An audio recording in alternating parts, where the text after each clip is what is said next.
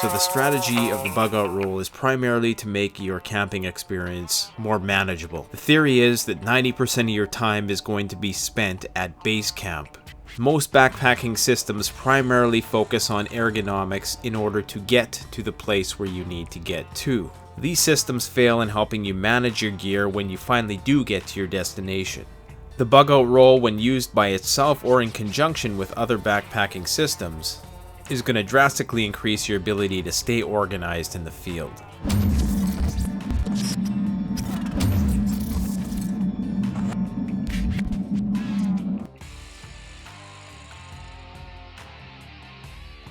Here in this section I keep a lot of my repair material, cordage, adhesives. Now, some redundancy here, this is actually a Paracord USB cable. Post a link to that in the description. Pretty cool. You can use it obviously for charging your electronics, or of course use the paracord. I have a lot of fishing line, different poundage in a figure 8 loop configuration so it doesn't get all tangled up. Just one of those little portable reusable grocery bags for collecting sticks or for foraging or whatever. Some duct tape, Gorilla Tape, some nails. I don't know why more people don't put these in their bug out bag. There's 1,000,001 uses for nails out in the field. So I also have some paracord fobs there.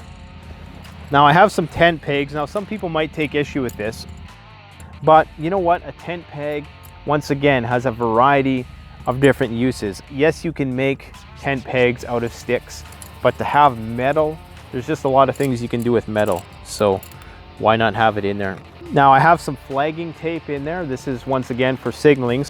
So this is just to, you know, leave on trees. So if you had to venture out from your campsite and you had no way of navigating if the navigation systems I have break down, this could be another way to visually mark off where I'm going. And how you do it is basically you tear off a little piece of this tape and you put it within visual range of the next piece. So I tear a piece off, hang it on a tree, maybe 20 meters out, I put another piece on a tree. That just lets me know that I'm on the right track.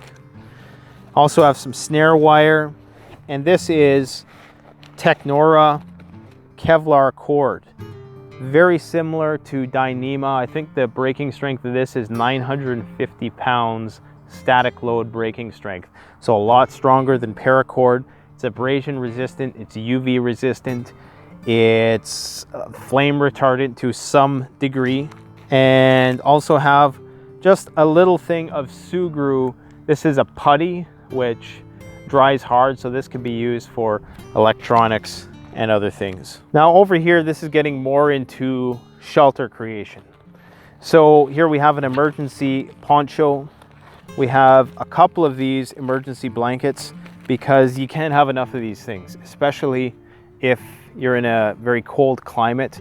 The more emergency blankets you have, the better, because exposure is going to be one of the first things that's going to get you in a survival situation. So you just can't go wrong with having a lot of these emergency blankets and emergency bivvies.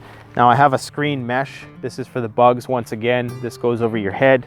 And I have some mosquito shield insect repellent. You can't have enough of that stuff out here.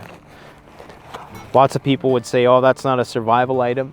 Well, you probably haven't lived in Canada and had to endure the black flies, the horse flies, the ticks, the mosquitoes, the no-see-ums, the deer flies, the list goes on. It's dreadful. There's a reason, besides the cold weather, why Canada is so sparsely populated. It has a lot to do with the bugs. All right, so moving down to the long vinyl section here, one of my favorite sections, just because you get a lot of real estate. There's no compartmentalization. You can throw a lot of different stuff in here. At some point, we might release a module which is just 2 of these long sections, but a lot of people like the compartmentalization as well. I should also add that we double stitch this down the middle here just to ensure that that doesn't tear down the road.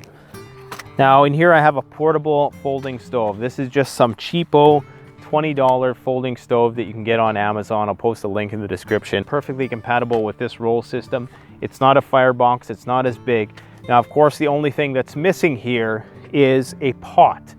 So in order to fit a pot in the roll, there's a variety of ways I suppose you could do it. You could put it at the end of the roll and have it, you know, have the roll stuck in the pot on one side of it, if the pot's big enough for that. There are some collapsible pot systems on the market, but they're still a little bit too big. They're these big squares and you fold them in and they can hold water and boil water. Also, you can use tin foil to make a makeshift pot on the fly. That works. But there is a variety of ways to boil water which don't involve putting a pot directly over an open fire. You can use hot rocks. That's probably one of the best methods to do it. You get rocks really hot and then you just put the rock into a container full of water and that's going to bring that water to a boil. That's a great way to do it. I also have some Mylar bags here. You can cook in these. Of course, you can't cook in them over an open fire. They will ignite, but they can hold hot liquids and they're good for storing food. I also have an extensive fishing kit. This is going to be my go-to method of catching fish. Now, I could just use a stick to catch fish. Obviously, beggars can't be choosers when you're out there. You're gonna have a lot of time on your hands. But I also have this Penn fishing rod. I've never actually used this one. Now, I did a lot of research before I went and picked this up, and apparently it's fairly reliable, fairly durable. So I'm actually gonna go test it out pretty soon here, but it's small. I could fit a full telescoping fishing rod in there, and I may do that because fishing is so incredibly important where I live in terms of that being a staple survival food.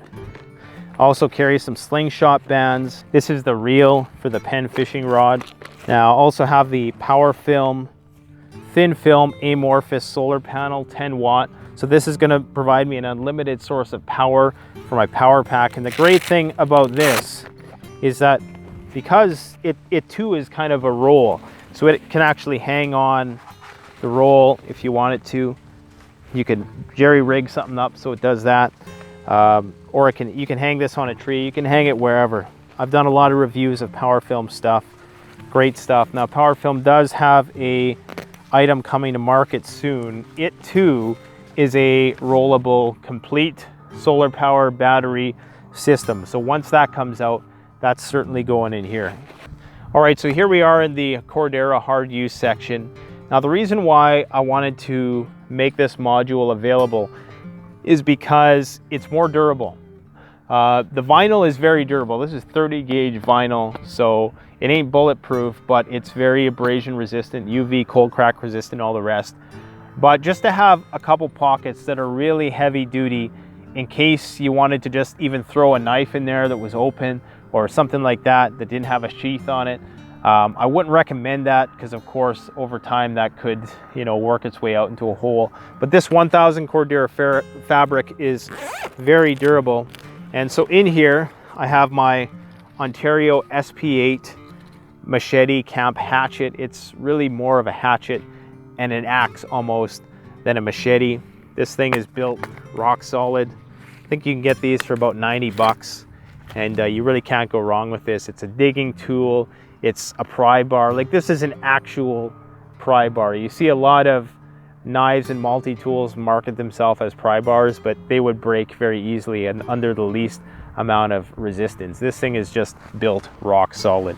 Also inside here, I keep one of the best saws money can buy, and that's the Silky Big Boy 2000.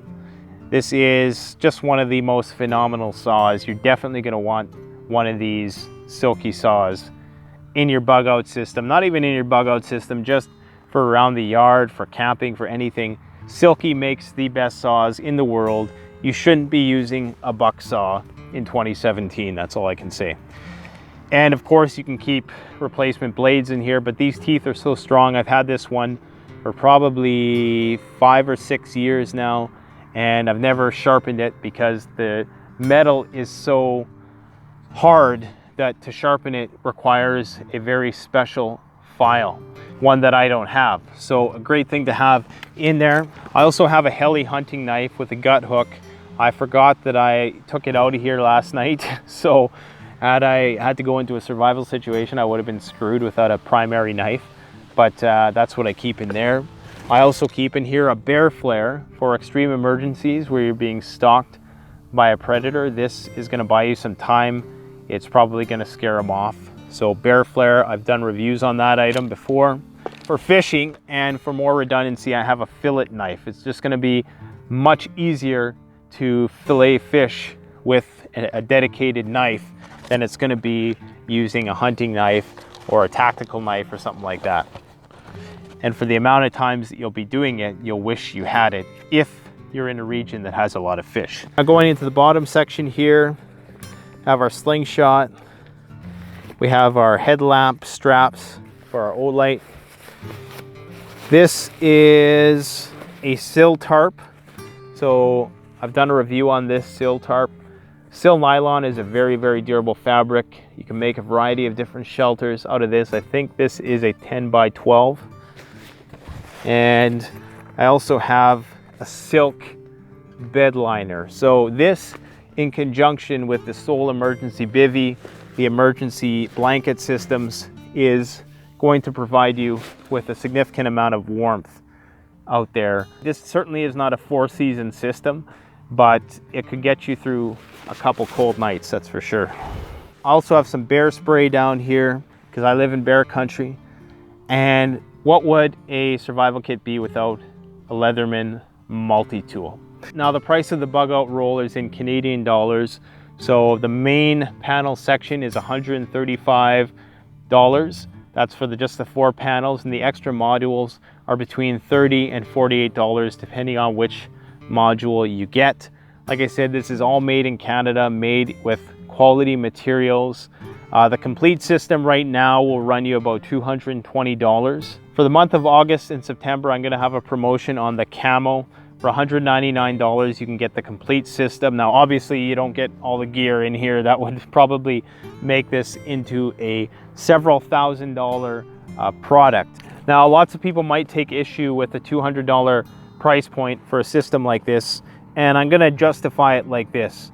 Number one, it's made in Canada. It's not made off a sweatshop, outsourced labor, which I easily could have done. For a product like this that is so unique and at the same time so well made, it is actually very reasonably well priced. Our profit margins are just borderline acceptable enough for this to be a lucrative business endeavor. So we're certainly not getting rich off this endeavor. So not too bad considering most backpacking systems are about that much when you get to this level of quality. And I must say that most of those are made in Chinese sweatshops overseas. They use outsourced labor. They use much cheaper fabrics. And the thing is, there's nothing else like this on the market. You're not going to find anything else like this. I'm sure some Chinese knockoff company is going to come along and market something like this, but I can guarantee you that the quality is going to be significantly downgraded, and the materials they use aren't going to be as good, and the ethics of how those products are made might not be compatible with your belief system. So we have the olive color, which is more of a natural woodsy type color. We have the tactical black, and we have the first aid red. We're working on getting a coyote tan version, but that one might not be around for some time because we're trying to find a good supplier for the 1000 denier Cordura fabric. So this will make a great gift for somebody in your life who's interested in outdoors, wilderness, survival, shooting, whatever the case might be. It's very unique, and this is not something you can just buy at your local outfitting store. So, and you use it even if it's just for a picnic, a day picnic, a day hike, something like that. To have this at your base camp when you get there, to have all your stuff instantly accessible, not to be losing stuff out in the field, because it's very easy to lose your gear out in the field and to lose track of things, and you're already a little stressed because you're out of your comfort zone, you're out of all the amenities of the city. So to have something like this which can help bring a level of structure and order to your life out there is a big bonus. So check it out. Thanks for watching, guys. Don't forget to like this video, comment, subscribe, and please share this video on other social media. Thanks for watching. Canadian Prepper out.